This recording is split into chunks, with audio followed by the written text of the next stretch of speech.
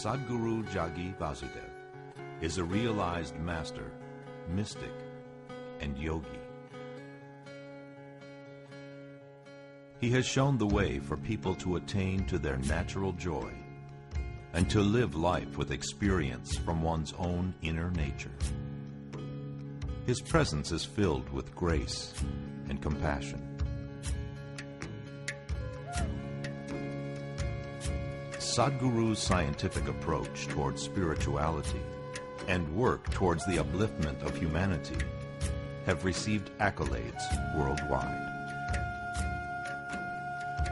The words that come from him in intensity and utmost clarity, from his deep understanding and wisdom, can change the very core of the being. Belonging to no particular tradition, Sadhguru incorporates what is most valid for the modern person from the spiritual sciences. His work, an outpouring of his blissfulness, finds expression in the form of a ceaseless offering to help all beings. Available to all who are willing, Sadhguru's life is an invitation to the divine through individual transformation.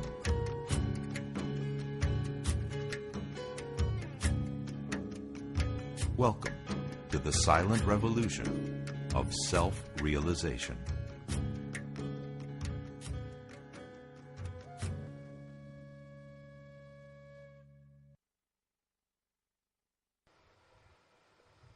In every culture,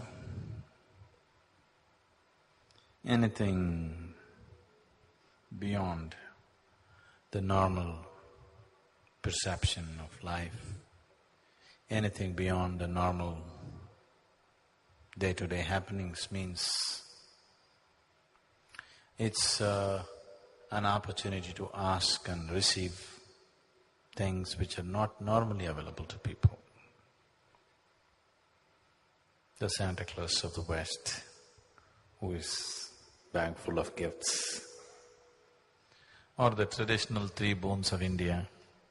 Whenever God appears, he offers you 3 boons. You can ask him what you want.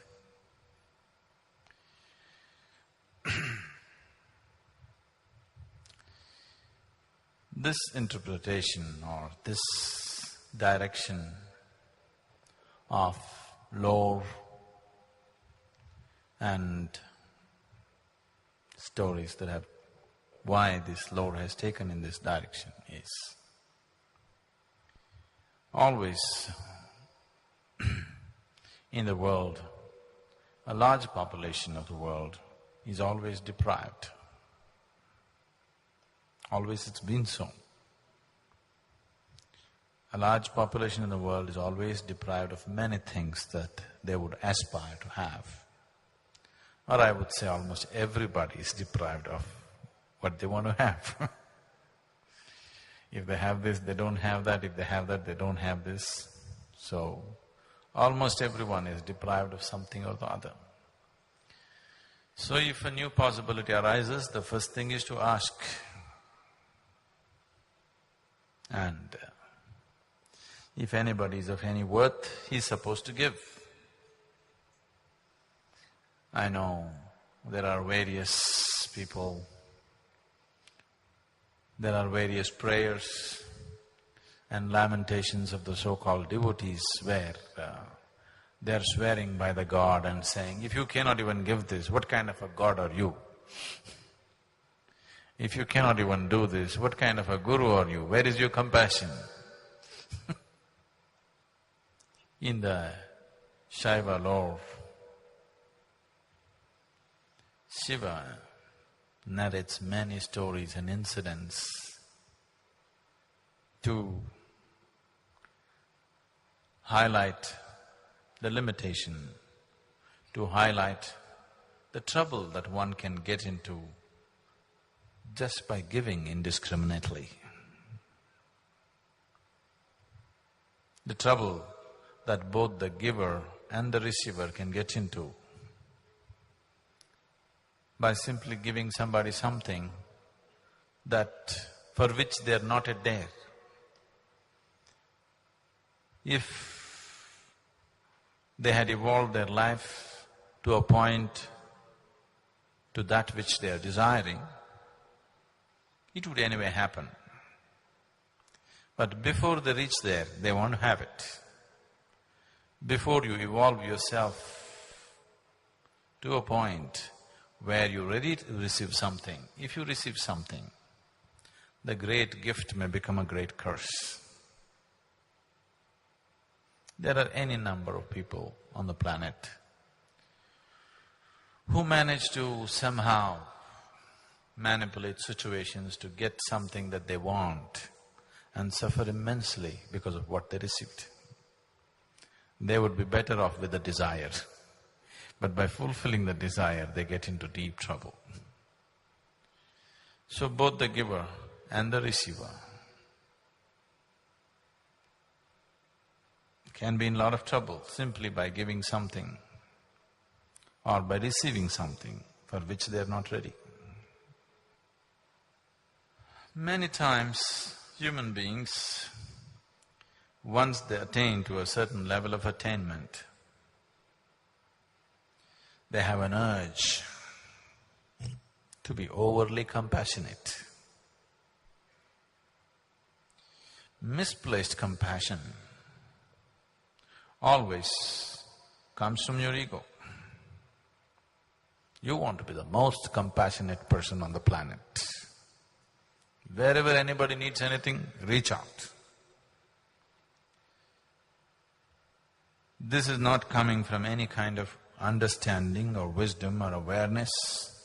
This is coming from wanting to be the best or the most. You know, whatever you do, you want to be the most. Wherever you go, even if people say, I'm stupid, people want to say, I am the most stupid person in the world. Even there they want to stand first. Somehow they want to be the best, one way or the other. I want to be the most intelligent or I want to be the most stupid. I don't want to be lost in between. I don't want to be ordinary. I want to be somehow special. So you want to be the most compassionate. This problem is there among people. They want to be the most compassionate.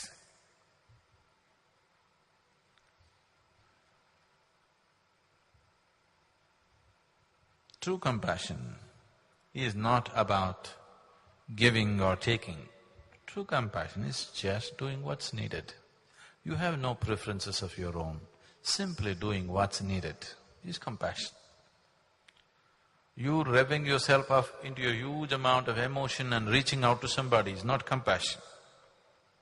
This is just self-satisfaction, devious ways to fulfill yourself. Compassion is possible. Genuine compassion is possible when there is nothing to fulfill in you, you're just doing what's needed. But always, if you get into your deep emotion and do something, you think that was a very compassionate moment.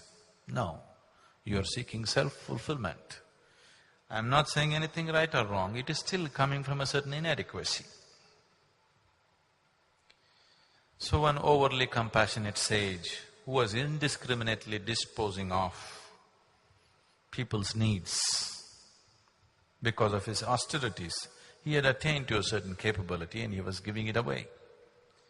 So one day Shiva called him and tried to advise him. See, this is not good.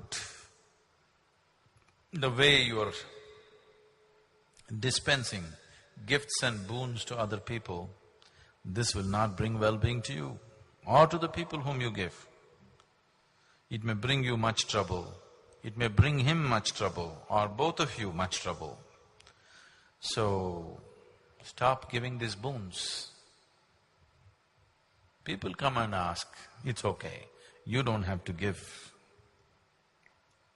Parvati, Shiva's wife, who was sitting there, she said, oh my lord, how is this possible? As it is, there are very few givers in the world. As it is, there are very few people who are willing to give anything in the world. And a few men who are giving, you are trying to restrain them also. What is the point? at least a few men who are willing to give, let them give. You must explain this to me. This is not fair. There are very few givers. That also you want to discount and make it much smaller? Then Shiva said, see, this is not about depriving people of something. This is not about depriving the world of receiving something. Nor is it an effort to deprive the person to have the pleasure of giving something. It is just that instead of helping people to evolve where they will naturally receive the bounty of life, an unevolved person, if you give something, you will only overburden him. You will only destroy his life. If you're concerned about somebody's ultimate well-being, you must put him through the painstaking process of evolving him to a higher possibility where he will receive higher dimensions of life, where receiving just happens to him because he deserves it. If you gift a ton of gold to an ant, it will only crush the ant. It will not make the ant rich. It will only crush the ant. So what you give, how you give is very important. You don't just give because somebody is asking. Let me tell you a story. Once there was a very sweet sage. Sweet one, not like me.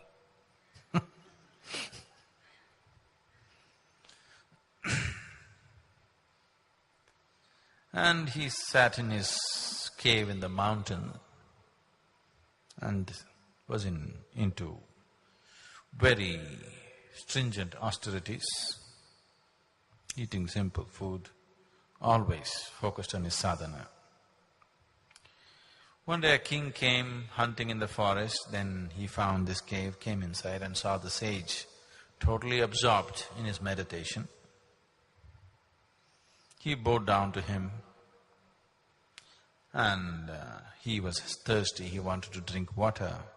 He looked around, there he found a real mean-looking vessel, a real mean-looking vessel. We don't have such a thing in ashram.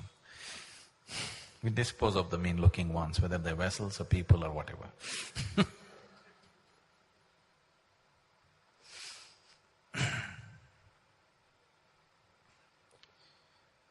The king thought, such a wonderful human being, so deep in his meditation, so dedicated, why should he use such a mean-looking vessel? So he rode back. Then he sent some of his men and said, leave 2 most wonderful golden urns for him to use, 2 golden vessels. So his king's people came, took away this mean-looking vessel and put up these golden vessels. And after a few days, the sage opened his eyes and to perform his morning ablutions and also for other purposes, he looked for his vessel, it was not there. Because he could not find it anywhere, then he found these 2 golden vessels. It was not very convenient, they were too elaborate, ornate and heavy, but he decided to use it because there was nothing else. Life went on for a few days. One day, a very mean-looking person with a very mean mind, with mean intentions, came in the direction. He walked into the cave and the first thing his eyes fell on the golden vessels. Then the sage welcomed this man, served him a small meal that he had. The man ate, but his eyes were fixed on the golden vessel.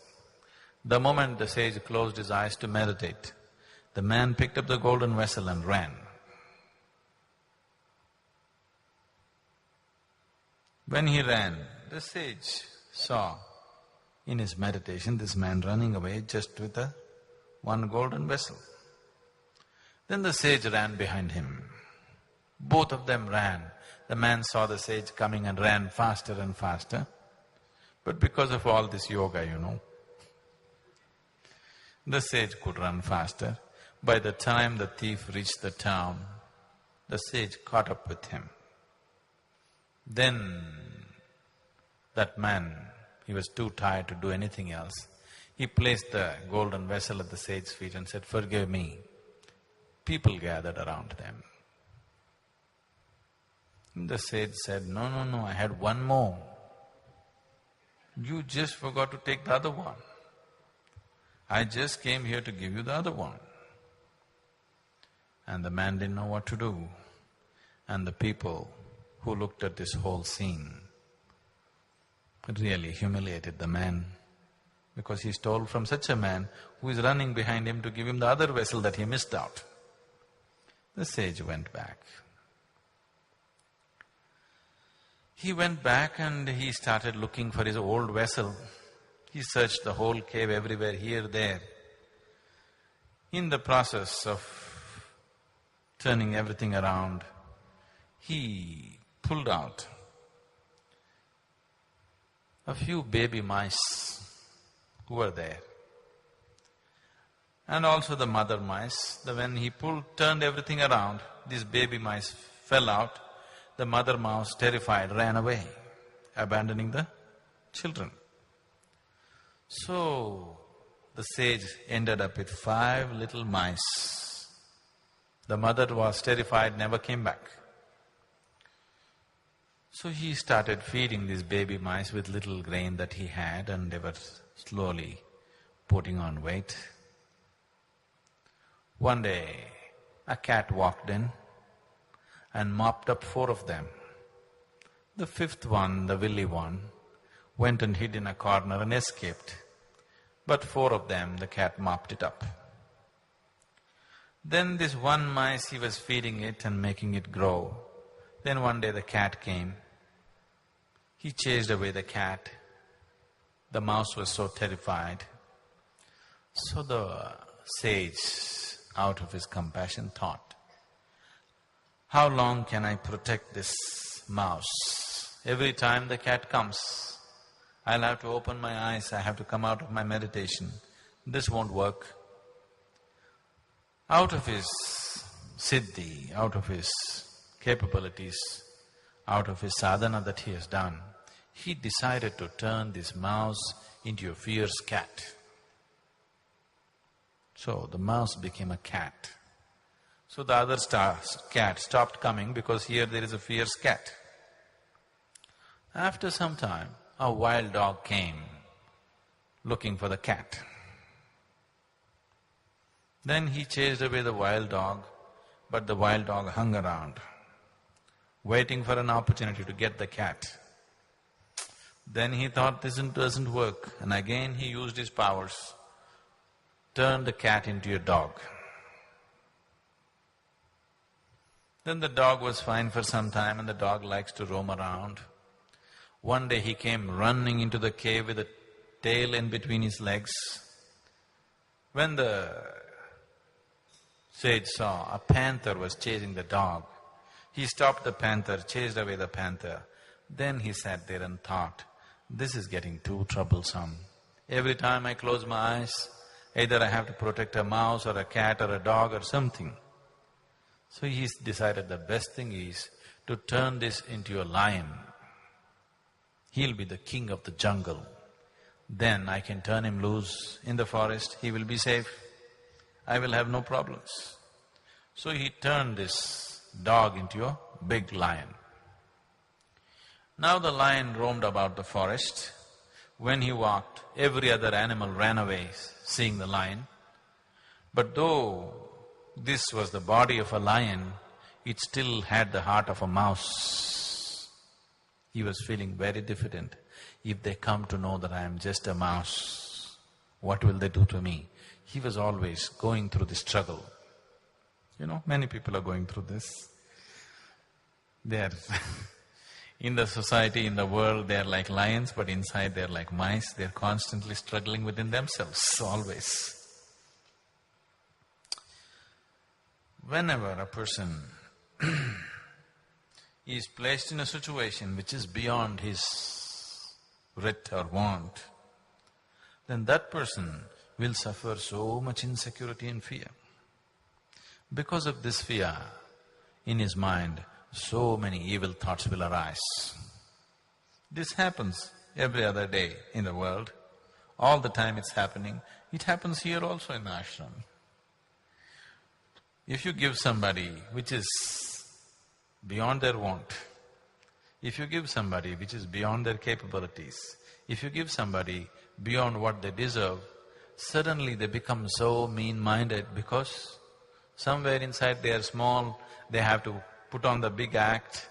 Now they will start thinking all kinds of nonsense. So this lion was feeling very insecure. He's a lion as far as the world is concerned. Everybody is afraid of him, but within himself he's a mouse. Then he thought, the only other person who knows that I am a mouse is the sage. If I finish him off, nobody will know that I am a mouse, I will be a real lion. With this intention, he walked into the cave. The sage was sitting and meditating.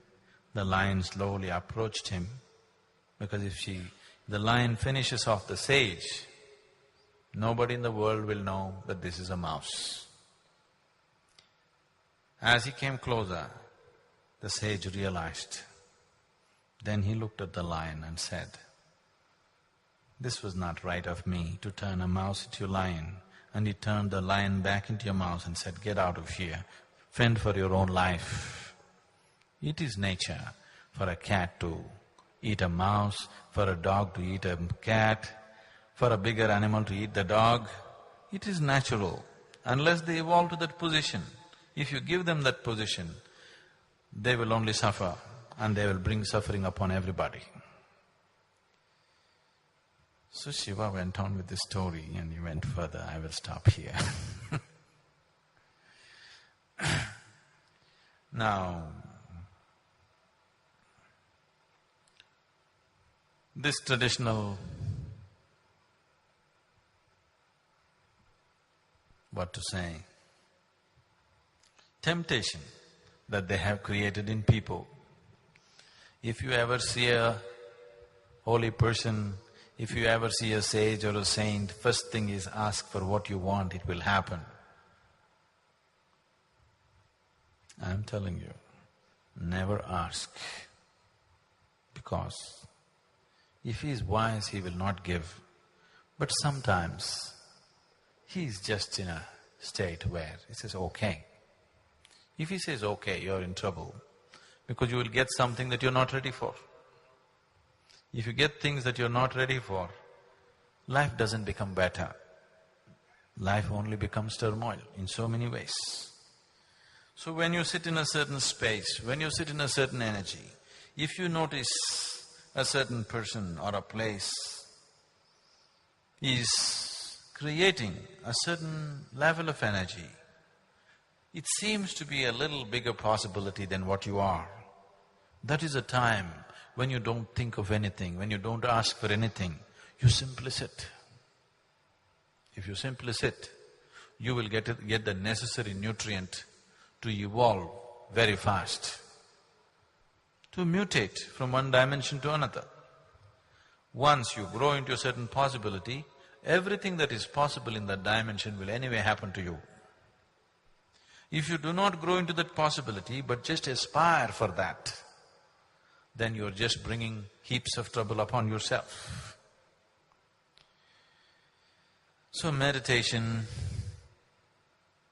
temple, dhyana linga, or sitting with a guru is not a time to ask.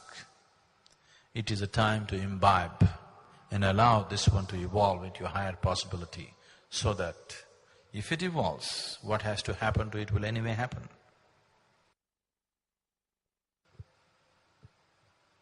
Sadhguru, I feel that there's a very fine line between being trustful and being naive.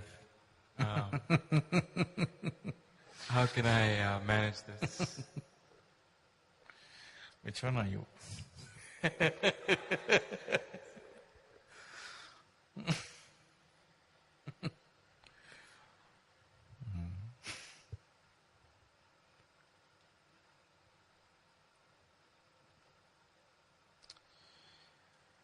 Right now,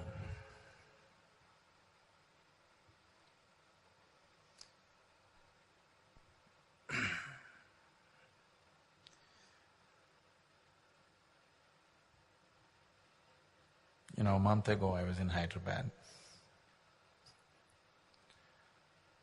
After I spoke in one of the meetings, the local newspaper next day reported, Sadhguru denies God.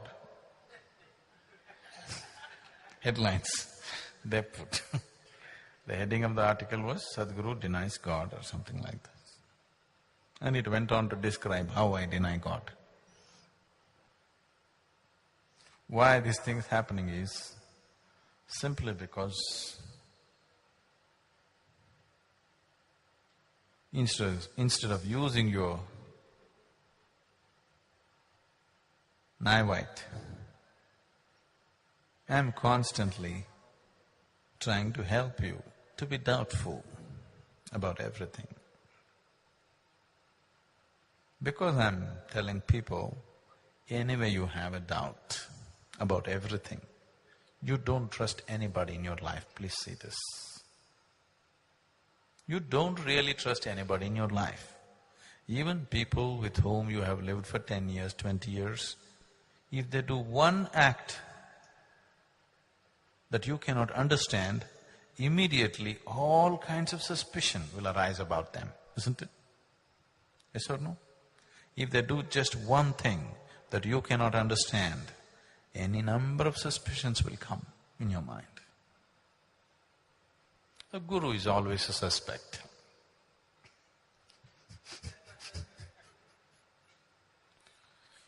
So naturally there are more suspicions about him than anybody else. Unfortunately, that's the reality. That is why the possibility which is so close is so far away. So I'm not asking you to be trustful, I'm always asking you to doubt. Doubt is fine with me, but suspicion is a sickness. Doubt means you're looking as to what is the truth. Suspicion means you made a conclusion about it. Doubt means you don't know, you're looking. That is a good state to be. You're looking constantly. Naive means you're suspicious and constantly wondering, is the other person much smarter than me? And still taking me for a ride in spite of all my suspicions? These people think they are naive. They are actually suspicious. But they're constantly wondering that the other person may be so much smarter than them and still taking them for a ride. Isn't it so?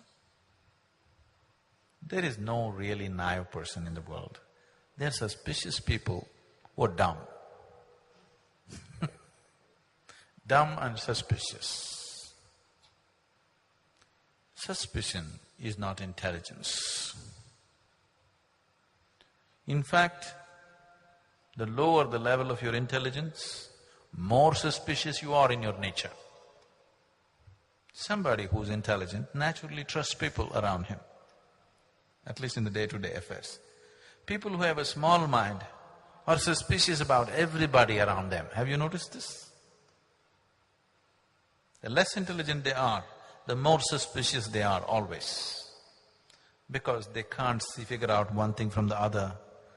They're constantly afraid that somebody will misuse them. They're constantly fear that somebody is going to take them for a ride. So, they will be very suspicious, but they're clueless. So, they call themselves naive. They're not naive. They're suspicious, but with the brains of a caterpillar. Now, the question is, How do I know whether I'm being taken for a ride or not? Let's come directly to it. Isn't it? That's a question, isn't it?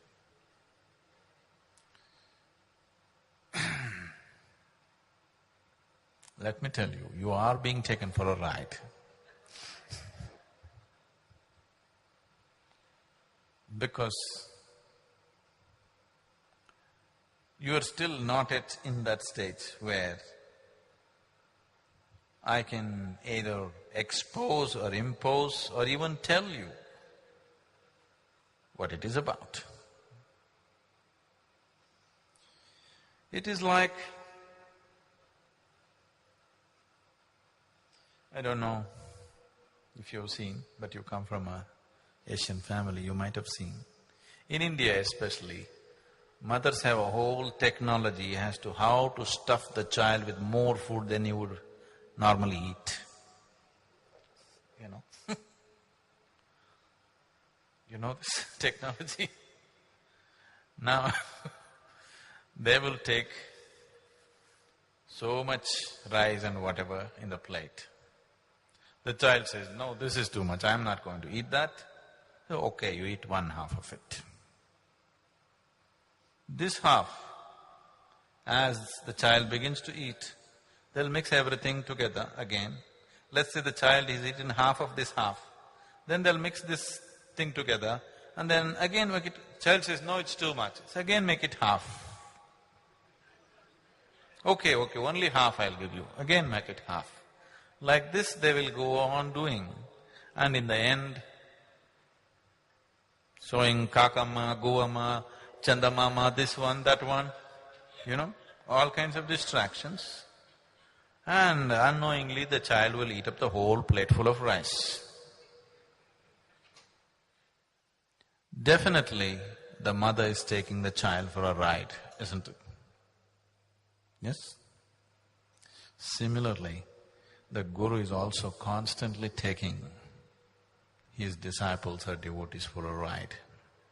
Because if you really tell them what they're supposed to swallow, they will just say, this is impossible, and they will run away.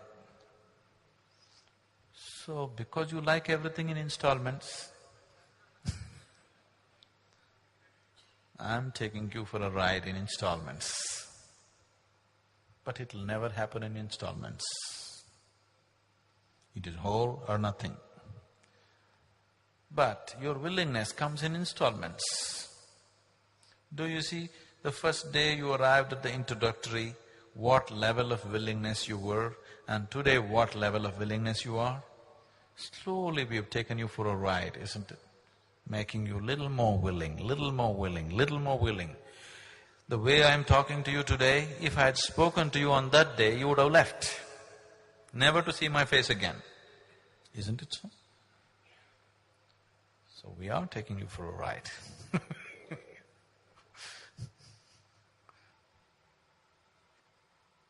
Sadhguru, what is personality? How does one develop it? If you look at what you call as a human being, it's a certain amount of life energy manifested within a certain form.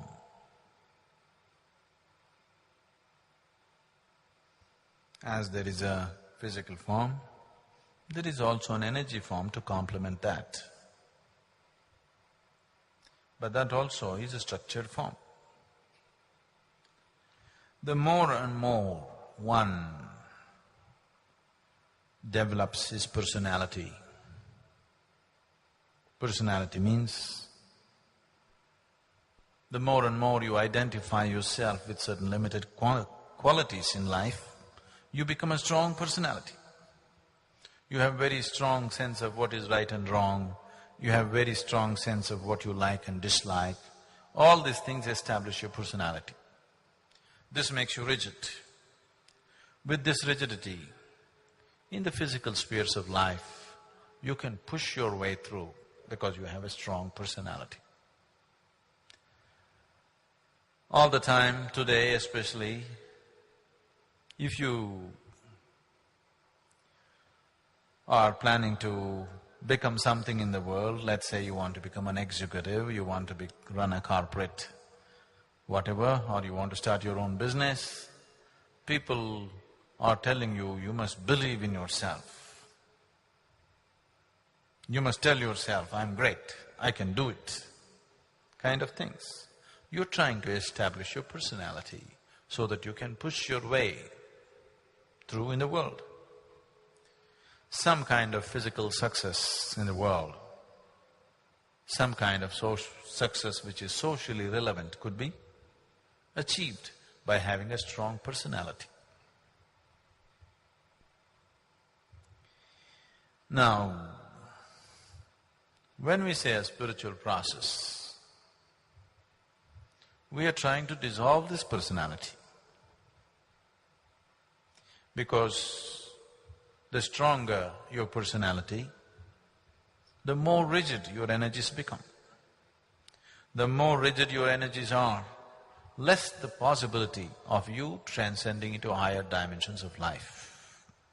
Because you have sort of concretized yourself with your likes and dislikes, opinions, ideas, philosophies, whatever. So a spiritual process means we are trying to dissolve all that you created. First of all, to understand why we are trying to dissolve this is, why did you construct something? Simply because somewhere you never tasted the basis of who this is. You never experienced this one, so you are trying to build a false entity which will somehow survive. Somewhere you felt so inadequate as a being that you're trying to become some kind of a person with some strength. Because you never tasted the strength of this being, now you're trying to taste the false strength of your personality. Because there is such a deep insecurity of being not worthwhile, you are trying to make yourself worthwhile by building a personality. And these personalities, what kind of personality you build, is subject to so many inputs that you take in your life, is subject to what you're exposed to, your culture, your religion, your family, your education. All these things are playing a role in building your personality. As I said, it's socially relevant. It has no life relevance. Your personality cannot go anywhere. It can go to the office, it can go home, it can go on the street, but it has no place to turn inward. It cannot touch any other dimension of your life. It is only a tool to push your way through in the world. When you say, I'm turning spiritual, now you have a longing to taste, experience and establish yourself in other dimensions of life. If that has to happen, you need a presence, you need connection with life, not with the false structures that you have built. So all sadhana is towards that. So as a person becomes a spiritual possibility, that means he has become more malleable. He is not rigid. He is no more a burnt pot. If we look at you like a pot, he is no more a burnt earthen pot. He's just formed himself because he also has to still live in the society. But this is a mud pot which is just clay. Any time you could melt it and let what is inside burst forth. He has not burnt his clay, he has kept it raw. Any moment he wants, if he just dips himself into the water, he will be gone. You make a pot out of the earth.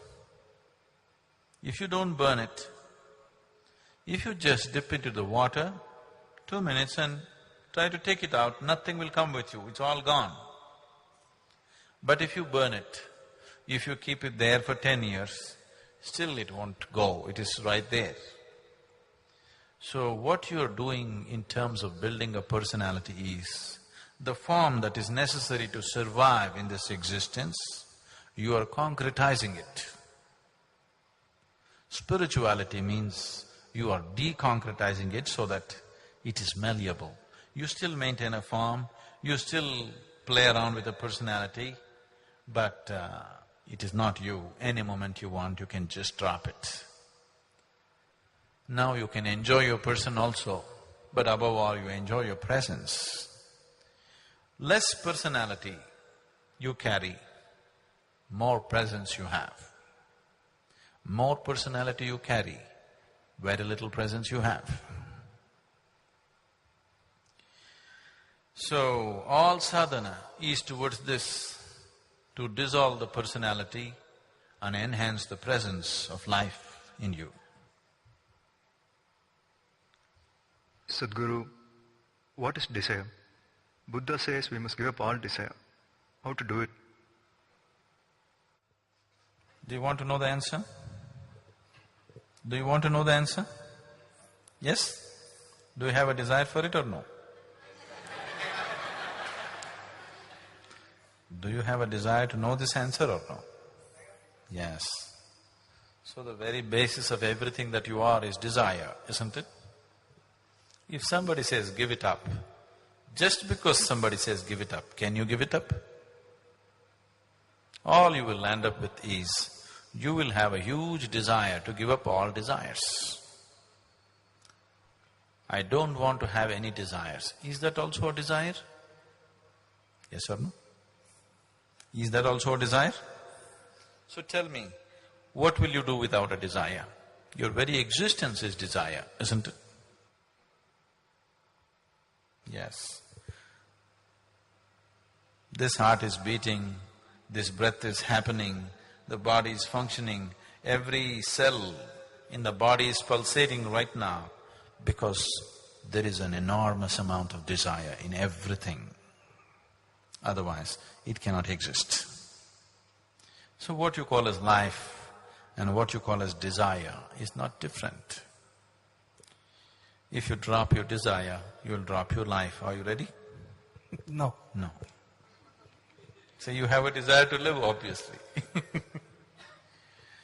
So don't take up philosophies which are against the very basis of your life by misunderstanding somebody who lived here 2,500 years ago.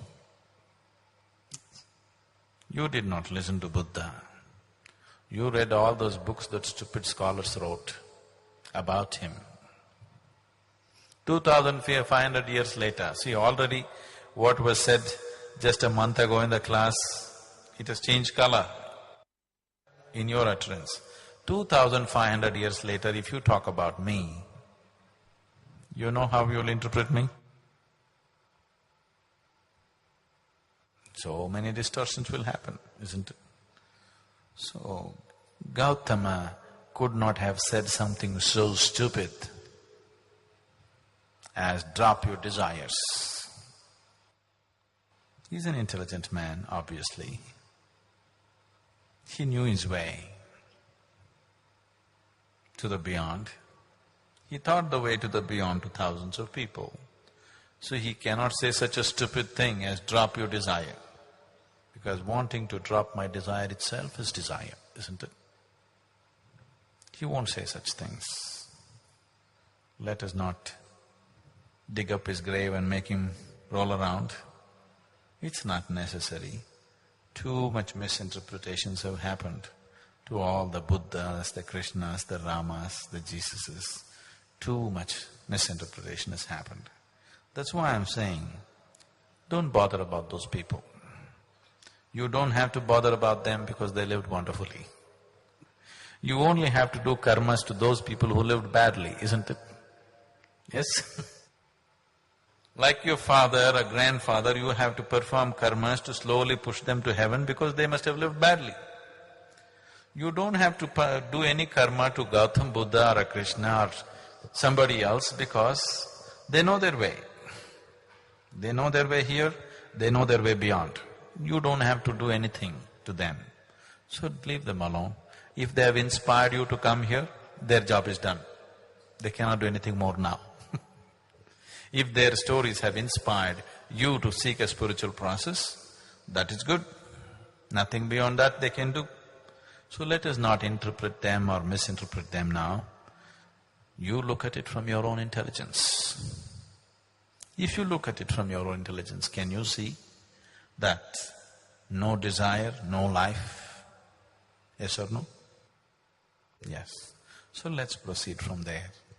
Now, all the desires that you desire, will they be fulfilled? Cannot be. So many of them will naturally be unfulfilled. So desire is not the source of misery. Unfulfilled desire is the source of misery. Desire, when it's fulfilled, it's a source of joy, isn't it so? The only joy that you know is fulfilling desires. Is it so? The only joy that you know in your life is fulfilling desires, isn't it? And the only misery that you know is unfulfilled desires. So, what you call as desire seems to be falling both ways. The source of your joy is desire. The source of your misery is desire. I'm telling you, the source of your very life is desire. So you cannot destroy the desire and have a wonderful life.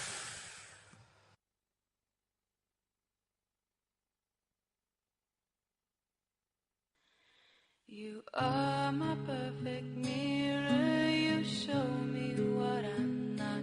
In the endless pit of what once was me, layer and layer you peel off me.